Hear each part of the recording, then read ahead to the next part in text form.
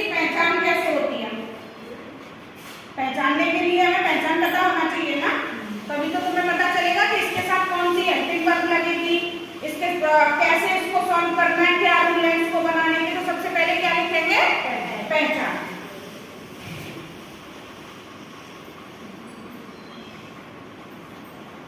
हिंदी वाक्यों की क्रिया के अंत में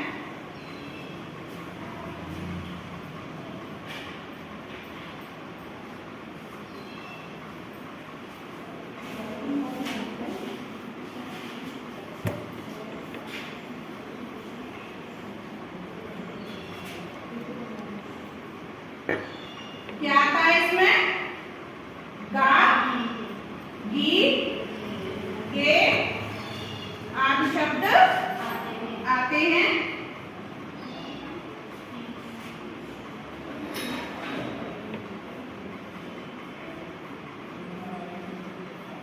फ्यूचर इंडेफिनिट टेंस कहलाते हैं।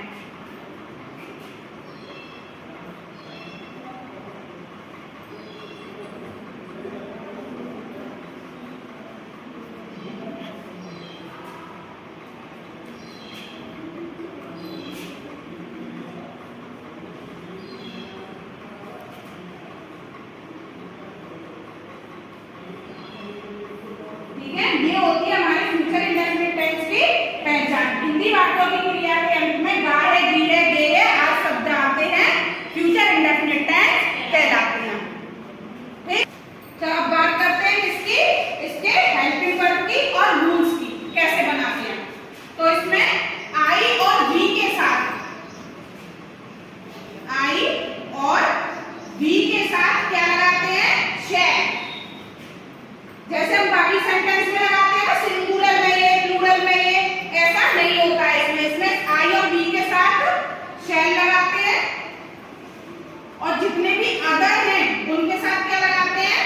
अदर सब्जेक्ट के साथ विल।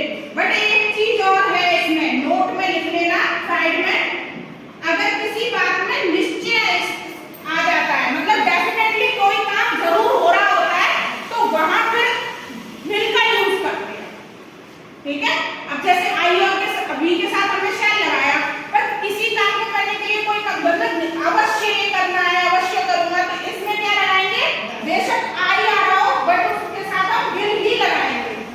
ठीक है, तो ये नोट एक साइड में लिख लेना। और अब सबसे पहले स्ट्रक्चर बनाते हैं। सब्जेक्ट प्लस विल या शैल प्लस वर्ब की first form plus object and other word और फुल स्टॉप। ठीक है, जैसे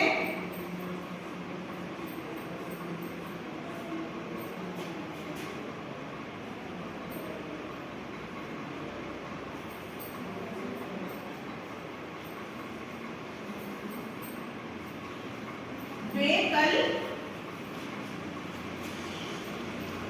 दिल्ली जाएंगे।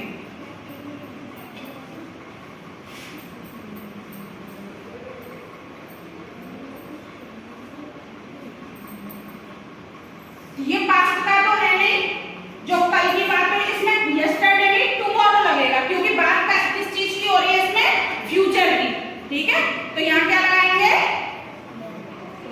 टुमारो। तो इसके अकॉर्डिंग कहां जा रहा है? उसके बाद अदर वर्ड टुमारो और फुल स्टॉप। ठीक है, आ गया समझ? अगर इसमें नेगेटिव हो जाएगा तो क्या हो जाएगा? विल और शैल के बाद नॉट लग जाएगा। तो यहाँ साइड में लिख देते हैं, विल या शैल के बाद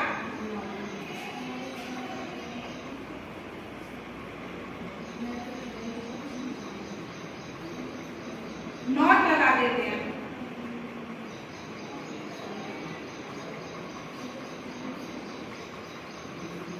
आ गया समझ? अगर इसमें नहीं आ जाए, वे कल दिल्ली नहीं जाएंगे, तो क्या हो जाएगा? They will not go to Delhi tomorrow.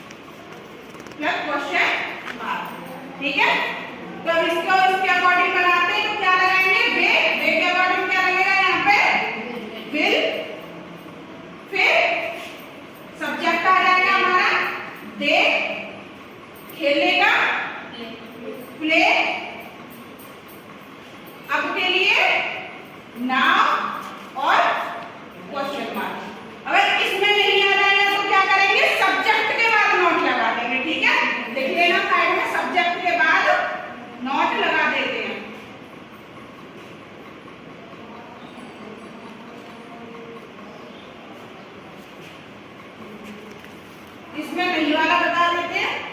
क्या वे अब नहीं खेलेंगे, तो क्या हो जाएगा, will they not play now. ठीक है, अब आता है सेकंड वाला ऑप्शन, जिनमें क्या क्या कब कैसे जो भी WH वर्ड है वो बीच में आते हैं। तो इसी में यही समझा देते हैं, सेंटेंस का तरीका सेम रहता है, बस हेल्पिंग वर्ब चेंज हो जाती है।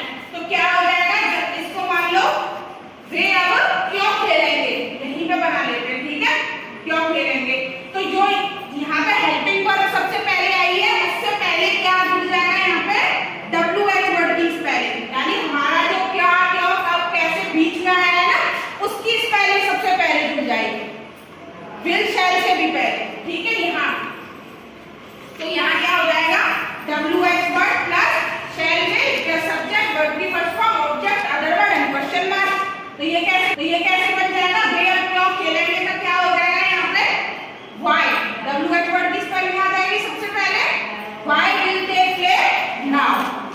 अगर नेगेटिव होता है तो सेम रूल रहता है, सब्जेक्ट के बाद भी नॉट लग जाता है। तो इसमें ही समझाओ, वे अब क्यों नहीं खेलेंगे, तो क्या हो जाएगा, why will they not play now. ठीक है, हो गया कंप्लीट। आगे